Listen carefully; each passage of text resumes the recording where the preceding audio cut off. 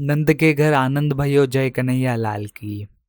आज हम पहुंचे हैं भगवान श्री कृष्ण की जन्मभूमि मथुरा। यही वो पावन धरा है जहां लीलाधर नटखट नंदलाल श्री कृष्ण ने अवतार लिया था। अगर आप भी मथुरा आने का प्लान बना रहे हैं तो आपके मन में भी कई सवाल होंगे, जैसे कि यहाँ कैसे पहुंचे, कहाँ रुके, कौन कौन सी जगह घूमे और पूरे ट्रिप में कितना खर्चा होगा। इन सभी सवालों के जवाब आपको इस वीडियो में मिलने वाले हैं, तो इसलिए वीडियो को आखिर तक ज़रूर देखिएगा। मैं हूं कृष्णा और आप देख रहे दी ट्रैवल एडवेंचर। अगर ऐसी ही ट्रैवल्स वीडियो आपको पसंद है तो हमारे चैनल को सब्सक्राइब कर दीजिए। तो चलिए बात करते हैं सबसे पहले कि मथुरा कैसे पहुंचा जाए। बस से भारत के लगभग हर बड़े शहर से मथुरा के लिए बस की अच्छी सुविधा उपलब्ध है। तो चलिए अब बात कर लेते हैं फ़्लाइट की। मथुरा का सबसे नज़दीकी एयरपोर्ट है आगरा एयरपोर्ट, जो कि यहाँ से लगभग 60 किलोमीटर की दूरी पे है। अगर आप एयरपोर्ट पर आते हैं तो वहाँ से टैक्सी या बस के द्वारा आप 1 से 1.5 घंटे में बड़े आसानी से मथुरा पहुँचा जा सकता है। तो चलिए अब बात कर लेते हैं ट्रेन की। सबसे नज़दीकी रेलवे स्टेशन है मथुरा जंक्शन। यह श्री कृष्ण जन्मभूमि के मंदिर से लगभग 5 किलोमीटर की दूरी पर है और स्टेशन से मंदिर पहुंचने में लगभग 15 से 20 मिनट का समय लगता है। आइए अब बात करते हैं कि कहाँ रुके।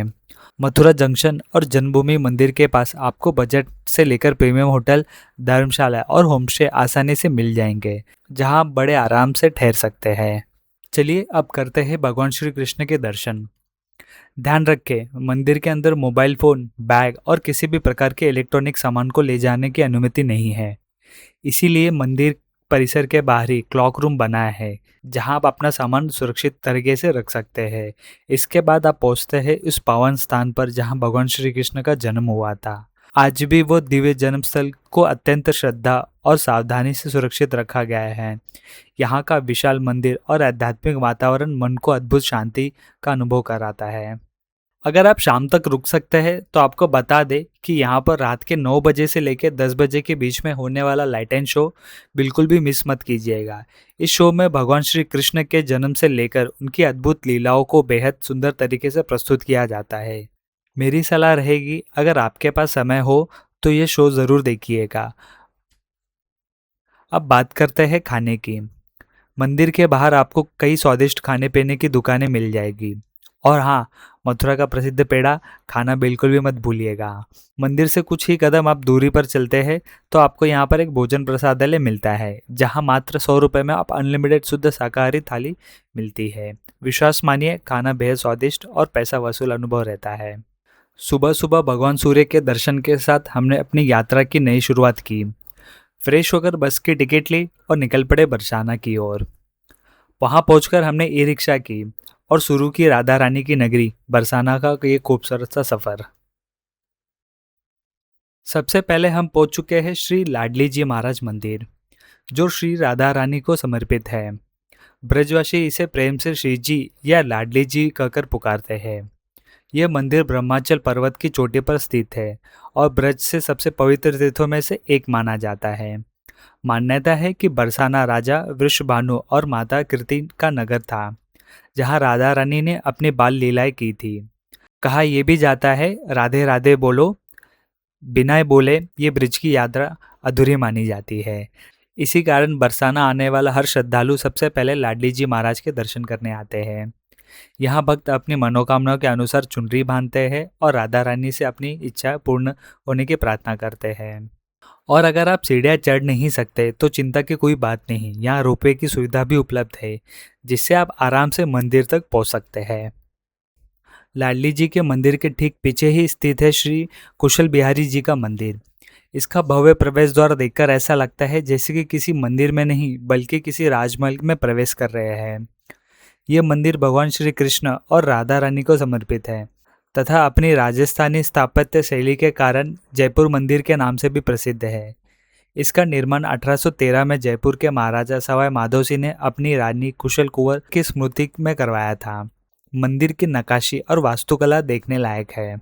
एक प्रसिद्ध कथा के अनुसार राजा चाहते थे कि लाडली जी की प्रतिमा इसी मंदिर में स्थापित हो, लेकिन राधा रानी ने स्वप्न में दर्शन देकर कहा कि उनका वास्तविक निवास न बदले, जहां वे पहले से ही विराजमान है, इसीलिए उनकी प्रतिमा को स्थानांतरित नहीं किया गया। रास्ते में चलते हुए मुझे एक सुंदर चित्र देखने मिला, जिसमें भगवान श्री कृष्ण और राधा रानी के दिव्य विवाह का दृश्य दिखाया गया है। अब हम यहाँ से चलते हुए नीचे की तरफ आए और कहा जाता है कि बरसाना है, यहाँ की लस्सी ज़रूर ट्राई करें। तो ऐसे ही हम एक दुकान में चले गए, जहाँ पर सिर्फ 50 रुपये में इतना बड़ा गिलास लस्सी का हमें मिल गया। और सच बताऊँ तो स्वाद इतना बढ़िया कि पूरी थकान उतर गई। अब हम पहुँच चुके हैं कीर्ति मंदिर। यह मंदिर राधा रानी की माता कीर्ति मैया को समर्पित है। इसकी सबसे बड़ी विशेषता यह है कि यहाँ बाल स्वरूप में राधा रानी अपनी माता कीर्ति मैया की गोद में विराजमान है, जो पूरी दुनिया में अपनी तरह की एक अनोखी प्रतिमा मानी जाती है। मंदिर का उद्घाटन 2019 में हुआ था। मंदिर परिसर में भगवान श्री कृष्ण और राधा रानी की अनेक झांकियां बनाई गई है। इन मूर्तियों को देखकर ऐसा लगता है कि बस इन्हें निहारते रहें। इतना घूमने के बाद अब पेट ने भी याद दिला दिया। भूखे पेट तो भजन भी नहीं होता है मालिक। सुबह से न जाने आप कहाँ कहाँ घुमाए जा रहे हो। तो चलिए अब चलते हैं लंच के लिए। खाना काफ़ी स्वादिष्ट था और कीमत भी बिल्कुल उचित। अब हम पहुंच चुके हैं गिरिराज महाराज यानी गोवर्धन। सनातन धर्म में गोवर्धन पर्वत को भगवान श्री कृष्ण का साक्षात स्वरूप माना जाता है। यहीं भगवान श्री कृष्ण ने अपनी छोटी उंगली से 7 दिनों तक गोवर्धन पर्वत को उठाकर ब्रजवासियों की रक्षा की थी। यहीं स्थित है पवित्र मानसी गंगा, जिसके बारे में मान्यता है कि भगवान श्री कृष्ण ने अपने संकल्प से स्वयं गंगा माता को यहाँ पर प्रकट किया था। गोवर्धन आने वाले श्रद्धालु यहाँ स्नान और परिक्रमा अवश्य करते हैं। यह पर्वत लगभग 8 किलोमीटर लंबा है और इसके चारों ओर जाने वाले गोवर्धन परिक्रमा लगभग 21 किलोमीटर की होती है। यहाँ पास में स्थित है गिरिराज आश्रम, जहाँ श्रद्धालु विश्राम कर सकते हैं। अब हम पहुंच चुके हैं ब्रिज के सबसे पवित्र स्थानों में से एक, राधा कुंड और श्याम कुंड। मान्यता है कि अरिष्टासुर वध के बाद भगवान श्री कृष्ण ने श्याम कुंड की रचना की और उसके बाद राधा रानी ने अपनी सखियों के साथ राधा कुंड का निर्माण किया। एक रोचक बात, जिस तरह हमारे कान्हा थोड़े नटखट हैं, उसी तरह श्याम कुंड का आकार भी थोड़ा टेढ़ा मेढ़ा दिखाई देता है, जबकि राधा कुंड का आकार बिल्कुल संतुलित और सुंदर दिखाई देता है। अब हम उस स्थान पर खड़े हैं जहां से आप एक साथ दोनों पवित्र कुंडों का दर्शन कर सकते हैं। अब हम पहुंच चुके हैं कुसुम सरोवर। यह स्थान अपने विशाल राजस्थानी छतरिया, शांत वातावरण और अद्भुत सुंदरता के लिए प्रसिद्ध है। पौराणिक मान्यताओं के अनुसार ये वही स्थान है जहाँ श्री राधा रानी और उनकी सखियां भगवान श्री कृष्ण के लिए विभिन्न प्रकार के सुगंधित फूल यानी कि कुसुम चुनती थी। इन्हीं फूलों से भगवान श्री कृष्ण का श्रृंगार और पूजा की जाती थी। इसी कारण इस स्थान का नाम है कुसुम सरोवर। सूर्यास्त के समय यहाँ का नज़ारा सच में मन मोह लेने वाला होता है। अगर आप फोटोग्राफी पसंद करते हैं तो ये जगह बिल्कुल मिस मत कीजिएगा। अब हम पहुंच चुके हैं मथुरा के प्रसिद्ध श्री द्वारकाधीश मंदिर। और हमारी किस्मत देखिए, जिस समय हम मंदिर में पहुंचे उसी समय यहाँ पर भव्य आरती शुरू हो चुकी थी। इस दिव्य आरती में शामिल होना हमारे लिए किसी सौभाग्य से कम नहीं था। यह मंदिर भगवान श्री कृष्ण के द्वारका के राजा स्वरूप को समर्पित है। यहाँ का भव्य श्रृंगार, सुंदर स्तंभ और अद्भुत वातावरण हर भक्त का मन मोह लेता है।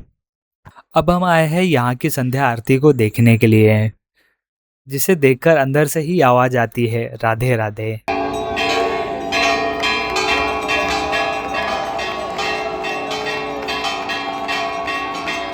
दिन भर की पूरी यात्रा के बाद एक अलग ही शांति का अनुभव होता है। अब हमारी यात्रा वहीं आकर पूरी होती है जहाँ से शुरुआत हुई थी, भगवान श्री कृष्ण के चरणों में। अगर आप 2 दिन की यात्रा का प्लान कर रहे हैं तो लगभग इतना खर्चा आएगा।